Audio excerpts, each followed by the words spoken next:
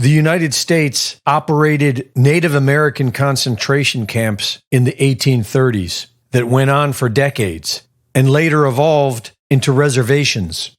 During World War II, the U.S. imprisoned Japanese Americans.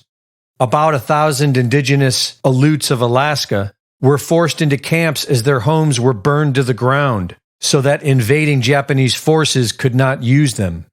After the war, the United States seized Okinawan homes and burned them to the ground to make way for military bases, forcing 300,000 civilians into concentration camps, and deliberately starved about 1 million Germans to death in prison camps.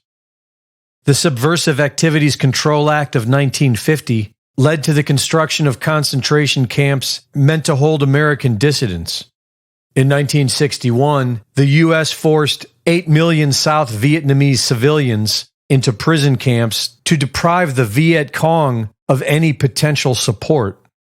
Starting back in the late 90s, Alex Jones has been releasing films warning that people are being conditioned to accept seeing their neighbors rounded up and thrown in prison camps, such as the WTO protests, where hundreds of protesters were arrested and thrown into jail. The 2004 Republican National Convention, where over 1,000 protesters were arrested and sent to a makeshift prison. And in Katrina, where police went door to door confiscating guns.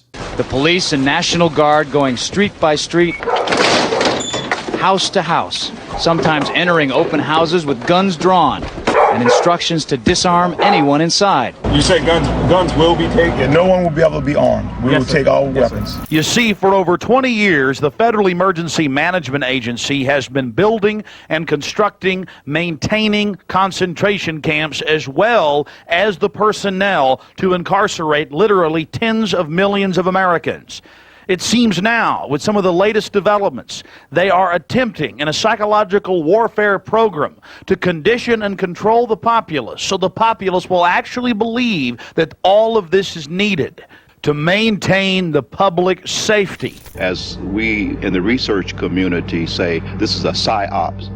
They're preparing people for what is coming, not what is being presented today. So you're saying they're preparing people to accept it with incrementalism? That is correct, like the old frog example. You know, you put the frog in the water and you just gradually continue to raise the heat on the water until the frog is cooked.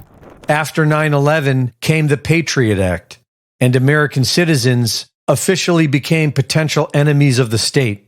In 2006, President Bush amended the National Defense Authorization Act to grant the president power to declare martial law, and in 2007, signed Directive 51.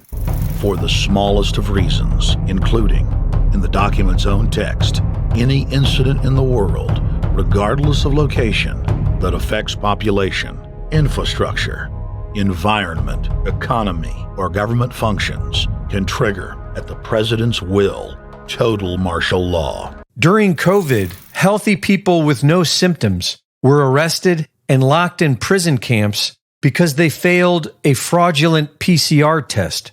And if they tried to escape, their fellow prisoners reported them. The second she jumped over, we all freaked out because we just wanted to call, to let the wellness people know, let the police know. In response to their 000 calls, she was picked up by the police within 15 minutes and fined $5,000. Prison camps are being built all over the world, and they are for whoever the government sees as a threat to their agenda. Reporting for InfoWars, this is Greg Reese.